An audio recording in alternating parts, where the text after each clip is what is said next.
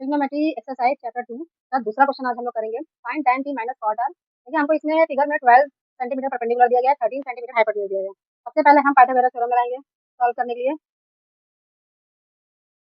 Pythagoras theorem, उसके बाद formula क्या होता है, h² = p² + b²। हाइपोटेन्यूज कितना है हमारा 13 का स्क्वायर, परपेंडिकुलर कितना है हमारा 12 का स्क्वायर, प्लस बेस कितना है हमारा हमें नहीं पता। 13 का स्क्वायर कितना होता है 169, 12 का स्क्वायर होता है 144, बेस कितना है नहीं पता, वैसे ही नोट कर देंगे हम जैसा लिखा है। उसके बाद 169 इधर ही रहेगा, 144 को इक्वल टू इधर लेकर आएंगे तो ये हो जाएगा हमारा माइनस में, तो ये 144 माइनस का हो गया इज इक्वल टू बेस का स्क्वायर। अब हम इसे इस तरह लिख सकते हैं, लिख लेते हैं 169 माइनस 144, कोई फर्क नहीं पड़ेगा इससे। बेस का स्क्वायर इज इक्वल टू, इसमें से इसको माइनस करेंगे 25 आएगा, फिर base is equal to under root 25, फिर बेस इज इक्वल टू 5, और 25 का रूट क्या होता है 5। अब देखिए हमारी बेस की वैल्यू निकल आई है 5, मतलब ये हमारी निकल आई है 5। अब हम निकालेंगे tan p और cot r। सबसे पहले निकालते हैं हम tan p। tan का क्या होता है हमारा परपेंडिकुलर अपॉन बेस होता है। अब देखिए tan p निकालना है, मैंने इससे पहले वीडियो में आप लोगों को बताया था, जो एंगल होता है उसी के सामने वाला, जो थीटा होता है उसी के सामने वाला हमारा परपेंडिकुलर होता है। तो इसके लिए हमारा परपेंडिकुलर ये है और बेस ये है, ठीक है। तो परपेंडिकुलर अगर ये है तो 5/12। अब हम cot r निकालेंगे, cot r निकालने के लिए क्या करेंगे, मतलब ये हमारा थीटा है तो इसका परपेंडिकुलर ये है, तो परपेंडिकुलर ये है, इसका बेस अपॉन परपेंडिकुलर होता है, तो परपेंडिकुलर ये है और बेस ये है, तो बेस पहले होगा 5 और परपेंडिकुलर है हमारा 12। अब हम इसे इस वैल्यू को रखकर इसमें वैल्यू पुट कर देंगे। tan p minus cot r, tan p की वैल्यू है 5/12 माइनस cot r की वैल्यू है 5/12। ये कट जाएगा या माइनस करेंगे तो ये कट जाएगा, आंसर आ जाएगा हमारा 0।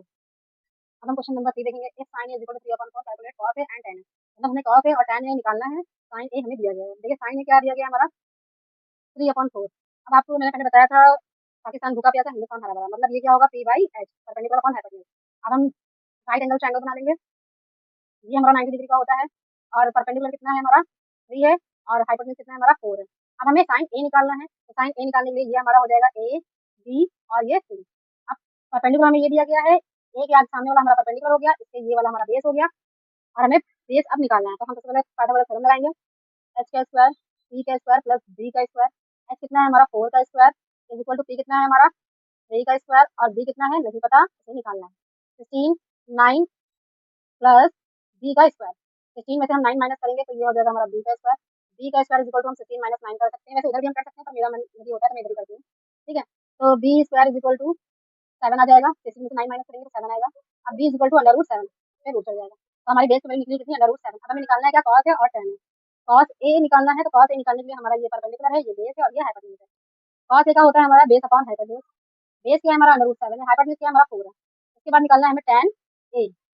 tan a निकालते हैं, tan a का क्या होता है परपेंडिकुलर अपॉन बेस, परपेंडिकुलर क्या है हमारा 3 है और बेस क्या है हमारा अंडर रूट 7 है। ये हमारा आंसर है।